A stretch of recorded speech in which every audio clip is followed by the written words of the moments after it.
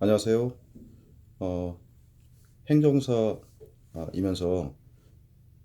부동산 건설학부 겸임교수로 부동산 관련 과목들을 지도하고 있는 김경민 행정사입니다.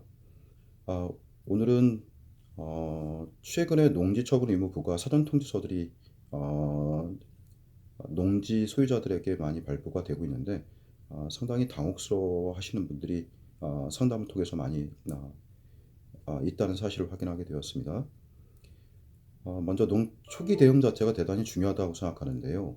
농지 처분 의무부가 사전 통지서를 받게 된다면 이에 따른 그 적절한 대응 방안이 어떤 것일까 등을 상당히 이제 궁금해하시는 분들이 많고요.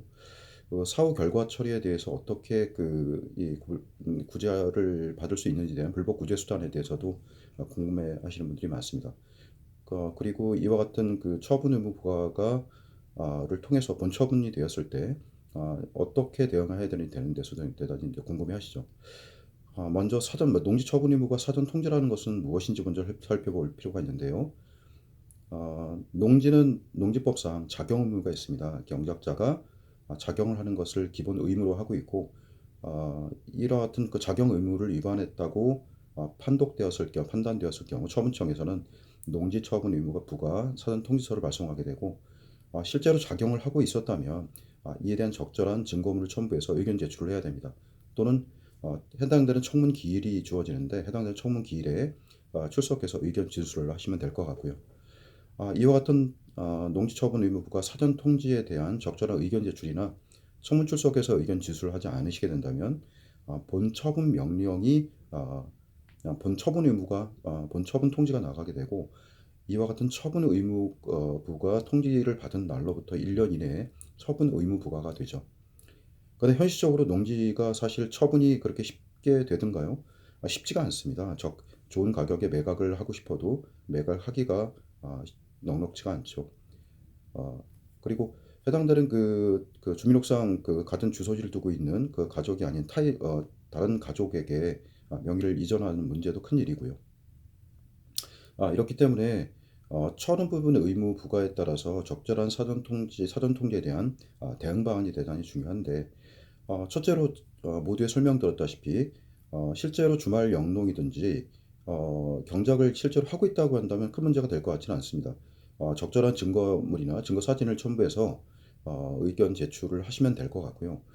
만약에 경작 자체가 그를 하지 않았다거나 영농에 이제 부적합한 농지들이 있습니다. 경사도가 상당히 높다든지 그다음에 자연재해를 입었다든지 또 질병이라든지 본인의 질병 관계라든지 아니면 취약 관계나 병역 관계 이런 사유를 인해서 농지 처분 의무가 유예되는 사유들이 있는데 이와 같은 사유들이 있다면 농지법상 규정돼 있습니다만 이에 대해서도 적절하게 증거 자료 또는 증거물을 첨부해서 의견 제출을 적시에 하시는 것이 대단히 중요합니다.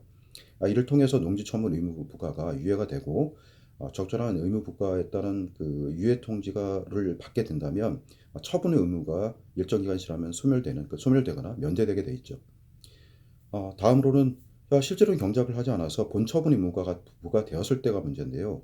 이럴 경우 1년 이내 처분 의무가 됩니다만 당혹스러워하실 필요는 없고 실제로 그 처분하고자 원치 않으신다면 처분 통지를 받은 날로부터 농지 그 경작 농지 처분 유예 신청을 하시면 됩니다.